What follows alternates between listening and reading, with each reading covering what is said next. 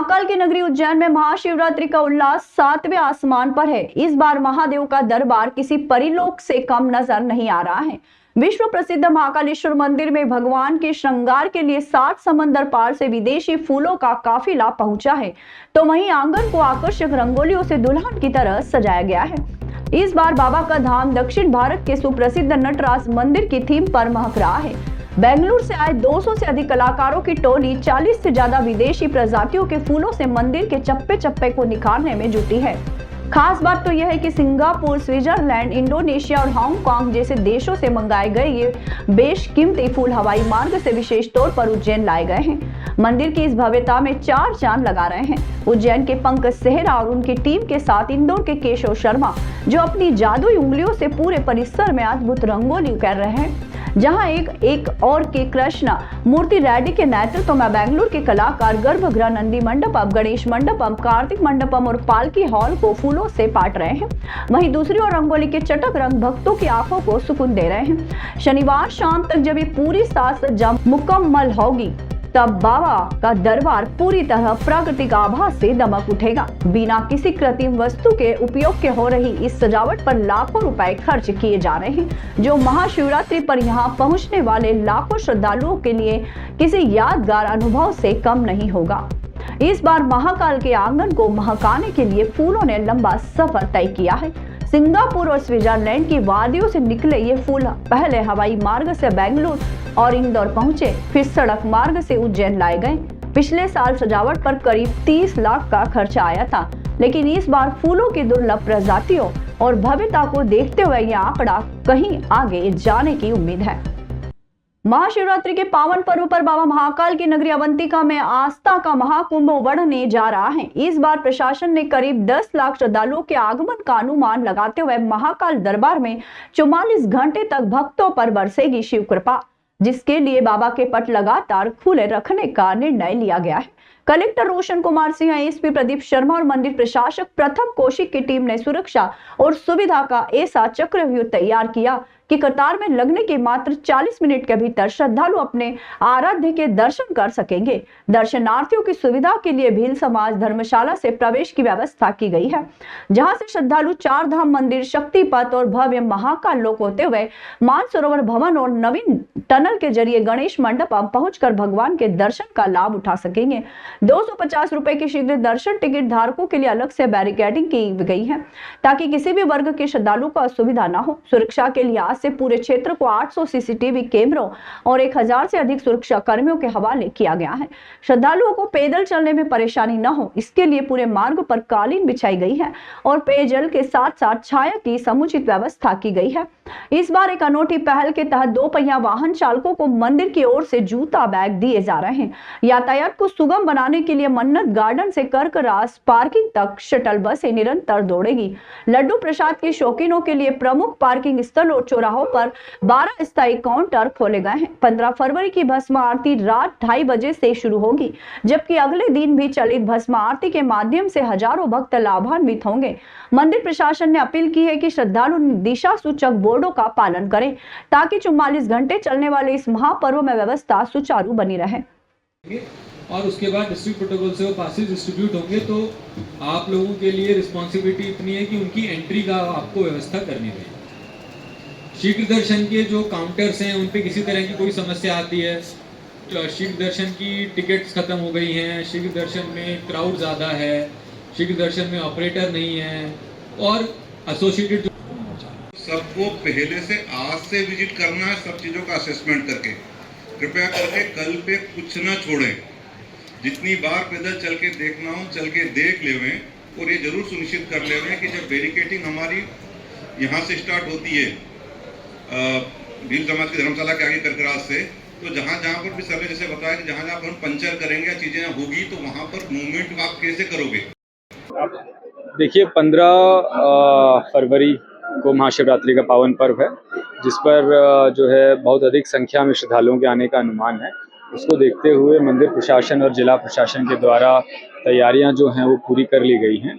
उन्हीं तैयारियों के संबंध में आज जो एग्जीक्यूटिव मजिस्ट्रेट्स जिनको लगाया गया है, वो और उनकी पूरी टीम के साथ में आज उनको सभी व्यवस्थाओं के संबंध में ब्रीफिंग दी गई है और सभी को जो है अपने अपने सेक्टर की समस्त व्यवस्थाएं जो है उनके पास में रहेंगी ताकि श्रद्धालुओं को किसी भी प्रकार की कोई परेशानी ना हो।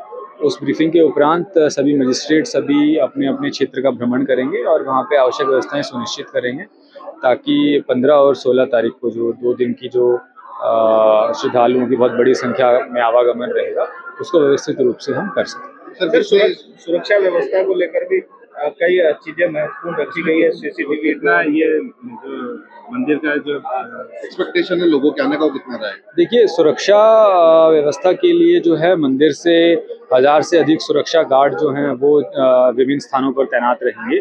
इसके साथ ही जो लगभग 800 के आसपास जो कैमराज हैं उनका उपयोग जो है 2 कंट्रोल रूम्स में किया जाएगा, जो एक मंदिर का कंट्रोल रूम और एक महाकाल लोक का कंट्रोल रूम। दोनों कंट्रोल रूम्स में लगभग 800 कैमरा की फीड जो है रहेगी। इसके लिए अस्थायी कैमरा भी लगाए गए हैं। जो दर्शन का पथ रहेगा वो पूरा जो है बैरिकेडिंग में रहेगा। जगह जगह पर होल्डअप्स भी बनाए गए हैं ताकि किसी भी प्रकार की कोई सुरक्षा में व्यवधान उत्पन्न ना हो। जो इसमें संख्या का अनुमान है वो लगभग 10 लाख के आसपास श्रद्धालुओं के इन महाशिवरात्रि के जो 44 घंटे का समय है उसमें आने की संभावना है। सर कितने समय में दर्शन हो जाएंगे? देखिए, जो निरंतर जो लाइन है वो चलेगी और इसमें जो है लगभग 40 मिनट के अंदर श्रद्धालुओं के दर्शन कराने का हम लोगों का प्रयास। एक नवाचार किया गया जूतों के थैले का। जी, देखिए, जो दोपहिया वाहन से आने वाले दर्शनार्थी हैं उनके लिए एक और व्यवस्था, जूता स्टैंड तो सभी के लिए उपलब्ध है ही, उसके अतिरिक्त एक और व्यवस्था दी गई है कि उनको जो है मंदिर की तरफ से एक जो है जूता बैग उपलब्ध कराया जाएगा जिसमें वो है अपने जूते या अन्य कोई सामान रखकर और अपनी जो 2 व्हीलर है उसकी डिग्गी आदि में रख सकते हैं या अपने बाइक वगैरह के ऊपर रख सकते हैं, तो जिससे जो है उनको जो है जूता वापस प्राप्त करने में भी सुविधा रहे। सर 250 के कितने काउंटर लगाए गए हैं और लड्डू? देखिए, शीघ्र दर्शन के लिए जो कर्कराज पार्किंग है वहाँ पर भी काउंटर लगाए गए हैं, हरसिद्धि पाल पर भी काउंटर लगाए गए हैं। जो शीघ्र दर्शन की एंट्री है वो कर्कराज पार्किंग से रहेगी और हरसिद्धि पाल से भी केवल शीघ्र दर्शन की एंट्री रहेगी। आम दर्शनार्थियों की जो एंट्री है वो हरसिद्धि पाल से नहीं रहेगी। इसके अतिरिक्त जो लड्डू का जो विषय था, तो लड्डू प्रसाद के लिए हमने जो है अस्थायी काउंटर्स लगाए हैं जिसमें अभी तक 12 अस्थायी काउंटर स्थापित किए जा चुके हैं। ये अस्थायी काउंटर सभी पार्किंग स्थलों पर यानी कि कर्कराज पार्किंग और हरसिद्धि पाल की जो पार्किंग है वहाँ पे जो निर्गम है वहाँ, और इसके अतिरिक्त जो हरसिद्धि मंदिर का चौराहा है, नरसिंह घाट वाला रोड है, इस पूरे क्षेत्र में जो है 12 अस्थायी प्रसाद काउंटर्स लगाए गए हैं जहाँ पे श्रीअन्न रागी प्रसाद और बेसन का आरती भोग प्रसाद जो है दोनों उपलब्ध है। श्रद्धालुओं के लिए एक मैसेज देखिए, भस्मारती के लिए जो 15 तारीख की जो भस्मारती है वो रात्रि 2:30 बजे होगी, तो उसके लिए चलित भस्मारती के लिए सभी श्रद्धालुओं को 2:30 बजे से मंदिर में प्रवेश दिया जाएगा। पासधारी श्रद्धालुओं को भी पूर्व में ही मंदिर में आकर और व्यवस्थित तरीके से उनको बिठाया जाएगा। जो 16 तारीख की भस्मारती है उसके लिए भी मंदिर में निरंतर चलित भस्मारती की व्यवस्था रहेगी। महाशिवरात्रि के पावन पर्व पर उज्जैन में उमड़ने वाली श्रद्धालुओं की भारी भीड़ को देखते हुए पुलिस प्रशासन ने सुरक्षा और सुविधा के विशेष इंतजाम किए हैं। शहर में महाकालेश्वर मंदिर के आसपास 6 प्रमुख स्थानों पर साइबर वॉरियर हेल्प डेस्क स्थापित किए गए हैं ताकि बाहर से आने वाले भक्तों को डिजिटल जालसाजों से सुरक्षित रखा जा सके। इस विशेष पहल के बारे में विस्तार से जानकारी देते हुए एडिशनल एसपी ग्रामीण अभिषेक रंजन ने बताया कि बड़े आयोजनों के दौरान अक्सर फर्जी कैब बुकिंग, होटल धोखाधड़ी और मोबाइल चोरी जैसी घटनाएं सामने आती हैं। इन समस्याओं के तत्काल समाधान के लिए डेस्क प्रभावी भूमिका निभाएंगे, जहां यूपीआई फ्रॉड से लेकर भस्म आरती, शीघ्र दर्शन और प्रोटोकॉल दर्शन के नाम पर होने वाली ठगी की तुरंत शिकायत दर्ज कर त्वरित कार्रवाई सुनिश्चित की जाएगी। पुलिस की इस मुहिम को और अधिक सशक्त बनाने के लिए इस बार इंजीनियरिंग कॉलेज के छात्र छात्राओं को भी तकनीकी सहयोग के लिए जोड़ा गया है। इस अभियान का हिस्सा बनी कॉलेज स्टूडेंट पूर्वा भावसार ने बताया कि उनकी टीम श्रद्धालुओं को डिजिटल सुरक्षा के प्रति जागरूक करने के साथ साथ तकनीकी सहायता भी प्रदान करेगी। इन डेस्क के माध्यम से श्रद्धालुओं को जागरूक किया जा रहा है। यदि उन्हें फोन हैक का संदेश हो तो वे 21 डायल कर इसकी जांच कर सकते हैं। 002 डायल कर किसी भी प्रकार की कॉल फॉरवर्डिंग को बंद कर सकते हैं। मोबाइल फोन गुम होने की स्थिति में केंद्र सरकार के पोर्टल के माध्यम से रिपोर्ट दर्ज कराने में भी यह मदद दी जा रही है। उज्जैन पुलिस और राज्य साइबर क्राइम पुलिस की इस संयुक्त पहल का मुख्य उद्देश्य श्रद्धालुओं को एक भय मुक्त और सुरक्षित वातावरण प्रदान करना है, ताकि वे बिना किसी मानसिक तनाव के बाबा महाकाल के दर्शन कर सकें। तो हम उज्जैन इंजीनियरिंग कॉलेज के स्टूडेंट्स हैं, कुछ फर्स्ट सेमेस्टर से, कुछ सेकेंड ईयर के स्टूडेंट्स हैं। हम लोग जो भी महाशिवरात्रि के अवसर पर लोग आए उज्जैन में, उनके साथ जो भी साइबर क्राइम होता है, जैसे कि उनके मोबाइल गुम जाते हैं या फिर उनके साथ कुछ बैंक से रिलेटेड कुछ फ्रॉड्स होता है, तो हम उनकी हेल्प करने यहाँ पे आए। और किस प्रकार से हेल्प करेंगे उनकी आप? हम जैसे अगर उनका बैंक से कुछ फ्रॉड हो रहा है उनका, तो हम उनका बैंक फ्रीज करवाएंगे और उसको डिटेक्ट करेंगे क्या प्रॉब्लम वो फेस कर रहे हैं और फिर उसको सॉल्व करवाएंगे। गाइड के माध्यम से आप चेक करवाएंगे क्या है यहाँ पे? हमारे पास NCRP पोर्टल है और हेल्पलाइन नंबर्स है, CEIP वेबसाइट्स है, हम उसकी हेल्प से उनकी हेल्प करेंगे। तो कितने समय तक के लिए यहाँ पे ड्यूटी है? कितने जने आप? हमारी ड्यूटी है मतलब 4 शिफ्ट है पूरे दिन में, 6-6 घंटे की, और इन लोगों की मॉर्निंग शिफ्ट हो चुकी है और नून शिफ्ट में हम लोग आए।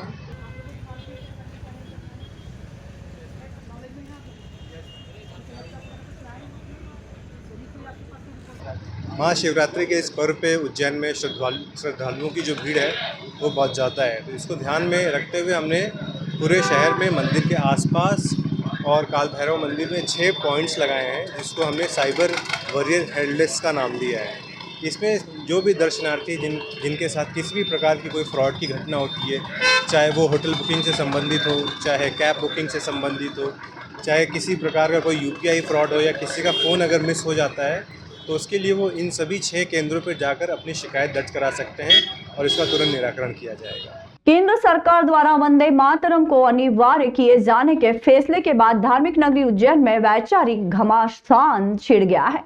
मुस्लिम धर्म गुरुओं ने इसे मजहबी मान्यताओं के खिलाफ बताते हुए मोर्चा खोल दिया है। वहीं हिंदुवादी नेतृत्व ने इसे राष्ट्रभक्ति का अनिवार्य हिस्सा करार दिया है।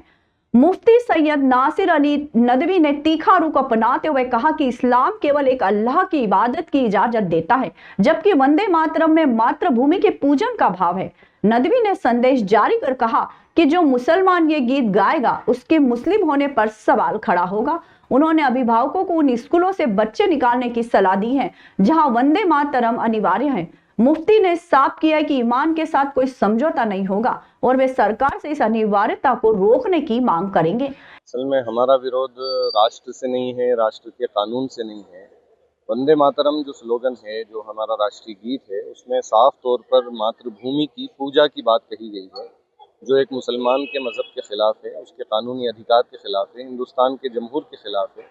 इसलिए यहाँ का दस्तूर जो हमें इजाज़त देता है कि आप अपने मज़हब में रहते हुए हिंदुस्तान के कानून का पालन कीजिए, तो उसके भी ये खिलाफ़ है। हम इसीलिए इसका विरोध करते हैं। मुसलमान एक खुदा के सिवा किसी और चीज़ की इबादत नहीं कर सकता। बच्चों के स्कूलों में पढ़ने पर आप जहाँ कहीं भी हुकूमत अगर ये कंपलसरी करेगी कि आपको स्कूल में, कॉलेजेस में, दफ्तरों में, जहाँ कहीं भी फ्लैग होस्टिंग होती है, झंडा फहराया जाता है, वहाँ पर राष्ट्रीय गान के साथ राष्ट्रीय गीत भी गाना पड़ेगा, तो ऐसे इदारों में हम ना जाना पसंद करेंगे, ना अपने बच्चों को भेजना पसंद करेंगे। इसी मुद्दे पर शहर काजी खलीकुर रहमान ने संयमित लहजे में कहा कि भारत एक गुलदस्ते की तरह है जहां हर मजहब को अपने धर्म पर चलने का कानूनी अधिकार है। उन्होंने कहा कि मजहब जितनी इजाजत देगा मुसलमान उतना ही कर पाएंगे। काजी ने सुझाव दिया है कि कोई ऐसा बीच का रास्ता निकालना चाहिए जिससे किसी को कोई दिक्कत ना हो। नहमदुहु व नुसल्ली अला रसूलिल करीम, अम्मा बाद। एक ऐसा सवाल आपने किया है कि मुझे बोलने में भी सोचना पड़ रहा है, क्योंकि ये मुल्क ऐसा गुलदस्ता है जिसके अंदर तमाम मज़हब के लोग रहते हैं, और उनके मज़हब के लोगों के रहने के साथ साथ सबसे बड़ी चीज़ ये है कि जो जिस मज़हब का है उसे कानूनी अधिकार है कि वो अपने मज़हब के ऊपर चले, वहाँ कहीं किसी को कोई रोक नहीं है। अब सवाल ये है कि हो सकता है कि किसी को बुरा न लगे, क्योंकि सबसे बड़ी चीज़ ये है कि मज़हब की पाबंदी सभी के लिए दी है और कानून भी उसी तरीके से बना है। लिहाजा हम या मुसलमान अपने मजहब पर चले वो एक अलग चीज है, और आप अपने एक मजहब के ऊपर चले, यानी मेरे दूसरे भाई, आपसे मुराद मेरी हमारे दूसरे भाइयों से, वो अपने मजहब की पाबंदी करे, इसमें कोई हर्ज नहीं है। जैसे वंदे मातरम गाना चाहिए या नहीं गाना चाहिए, इस पे आप क्या कहना चाहिए? अब आपको मैं खुल के नहीं कहना चाहता था, मैंने बहुत बारीकी से आपको एक बात कह दी थी कि मजहब जितनी इजाजत देगा उतना ही कर सकते हैं, जहां मजहब इजाजत नहीं देता वहां हम नहीं कर सकते। दूसरी ओर आचार्य शेखर ने इन बयानों को कड़ा पलटवार किया है। उन्होंने मीडिया के माध्यम से मुफ्ती नदवी को जवाब देते हुए कहा कि भारत का कानून सभी के लिए बराबर है। आचार्य शेखर ने स्पष्ट शब्दों में चेतावनी दी है कि यदि इस देश में रहना है तो वंदे मातरम बोलना ही होगा। राष्ट्रगीत के अपमान या विरोध को स्वीकार नहीं किया जाएगा। फिलहाल इन तीनों पक्षों की बयानबाजी ने शहर के माहौल में हलचल बढ़ा दी है। जय महाकाल। सूचना तंत्र के माध्यम से आज जानकारी लगी कि सरकार ने प्रत्येक स्कूल में वंदे मातरम गान को अनिवार्य किया है। इस विषय को लेकर किसी इमाम मौलाना ने बयान दिया कि वंदे मातरम हम नहीं बोलेंगे और जिस प्रतिष्ठान में हमारे बच्चे पढ़ते हैं वहाँ से उनकी वापसी करा लेंगे। तो मौलाना जी को मैं बताना चाहता हूँ, सूचना देना चाहता हूँ कि यह भारत भूमि है और कानून सबके लिए एक है, और जो इस कानून को नहीं मानता है या वंदे मातरम नहीं बोलेगा, कानून को स्वीकार नहीं करेगा, उन लोगों को इस देश में रहने की कोई आवश्यकता नहीं है। इस देश में रहना होगा तो वंदे मातरम कहना होगा। यही हमारी पद्धति रही है और यही रहेगी। तो इस देश में जो हरामखोर लोग हैं वो हमेशा सदैव इस देश की संविधान को मानते नहीं हैं, इस परंपरा को मानते नहीं हैं, शांतिपूर्वक यहाँ रहते नहीं हैं। तो ऐसे लोगों को बांग्लादेश या पाकिस्तान के लिए रास्ते खुले हैं। तत्काल मौलाना अपना बैग उठाए और निकलने की तैयारी करना चाहिए। दूसरा विषय उन्होंने कहा है कि हमारे बच्चों को निकाल लेंगे। तो भाई, आपका सीमेंट सरिया कानून भारत में नहीं चलेगा। यहाँ सिर्फ एक ही कानून है, वो है भारत माता का, वो है भगवा का, वो तिरंगा का। उस तिरंगा को आपको स्वीकार करना होगा, अन्यथा अपने बोरी बिस्तर बांध लेना चाहिए। बाबा महाकाल की नगरी उज्जैन में आज वैलेंटाइन डे के अवसर पर भारतीय संस्कृति और आधुनिकता का अनूठा संगम देखने को मिला। आध्यात्मिक मार्गदर्शक कृष्णा गुरुजी के सानिध्य में दंपति दिवस का भव्य आयोजन किया गया, जिसका उद्देश्य युवा पीढ़ी को यह समझाना है कि प्रेम केवल एक दिन का उत्सव नहीं, बल्कि जीवन भर एक दूसरे के स्वभाव, जिम्मेदारियों और परिस्थितियों को स्वीकार करते हुए साथ निभाने का संकल्प है।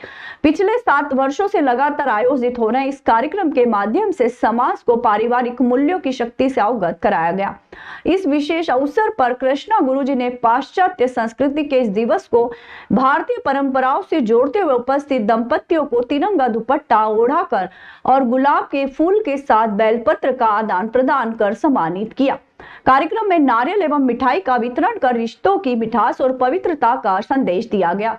गुरुजी ने अपने संबोधन में कहा कि प्रेम में सम्मान, संस्कार और अटूट विश्वास का समावेशी दाम्पत्य जीवन की वास्तविक पूंजी है। समारोह में उज्जैन के उन प्रेरणा स्रोत दंपतियों का सम्मान किया गया जो समाज के लिए आदर्श हैं। नारायण पुरुषोत्तम चैतन्य एवं मीना चैतन्य, जिन्होंने 66 वर्षों से अधिक का सफल वैवाहिक जीवन पूर्ण किया है, उन्हें उनके समर्पण और ऊंचे पारिवारिक मूल्यों के लिए सम्मानित किया गया। वहीं रोहित नागमोटिया एवं टीना नागमोटिया को भी प्रेम और आपसी स्वीकार्यता का प्रेरक उदाहरण बताते हुए सम्मान प्रदान किया गया। कृष्णा गुरुजी ने कहा कि दंपतियों का सम्मान वास्तव में उनके आपसी स्नेह और एक दूसरे के प्रति आदर भाव का सम्मान है। उज्जैन की ये गूंज केवल भारत तक ही सीमित नहीं है, बल्कि अंतर्राष्ट्रीय स्तर पर भी इसकी धमक सुनाई दी। कार्यक्रम में संयुक्त राज्य अमेरिका सहित कनाडा, दुबई और सिंगापुर से भी वरिष्ठ दंपतियों को ऑनलाइन माध्यम से जोड़कर वरिष्ठ दंपति दिवस के रूप में सम्मानित किया गया। इस गौरवमय आयोजन को सफल बनाने में कृष्णा गुरुजी सोशल वेलफेयर सोसाइटी के अनिल कुमार, भारती मंडलोई, पिंकू यादव, भालचंद्र कुलकर्णी एवं अन्य सदस्यों की सक्रिय सहभागिता रही। आपके माध्यम से मैं संदेश देना चाहता हूं उन युवाओं को जो आज के दिन गुलाब का फूल लेकर प्रेम का इजहार कर रहे हैं कि जब पति पत्नी बनो तो आप जैसे बनो। एक संदेश के दो ऐसा नहीं कि छोटी सी विषमता है, स्वभाव के पीछे एक दूसरे को। आज हमारा कृष्णा मिर्चा जी ने स्वागत किया और वैलेंटाइन डे इसलिए किया कि आप हमेशा प्यार से रहो, शादी के बाद भी दोनों मियाँ बीवी साथ में एक में से बहुत प्यार करो और अच्छे प्यार से रहो। हमारे शादी को 66 साल हो गए और बहुत प्यार से हम निकाले दिन, और आज का दिन तो हम हमेशा लिए ख्याल रहेगा। आज का आनंद हमेशा लिए हमारे बहुत आपके लिए आभार है। आपको आप लोग सबको आभार देती हूँ। आपका नाम? मेरा नाम मीनाक्षी नारायण चैतन्य। आज के दिन युवाओं को क्या संदेश देना चाहेंगे आप? बस यही कि हमारे से प्यार से रहो और अपने बच्चों को भी प्यार से रखो और अच्छी ज़िंदगी दी। मैं आज उन दंपतियों का सम्मान करने आया हूँ जिन्होंने एक दूसरे की शारीरिक विषमताओं को लेकर एक सफल दाम्पत्य जीवन जिया। जी हाँ, रोहित जी नाग मोटिया जी, जिनकी हाइट 2 फीट है परंतु उनका जज्बा किसी से कम नहीं। आप सबकी तरफ से मैं तिरंगे दुपट्टे से इनका स्वागत करता हूँ।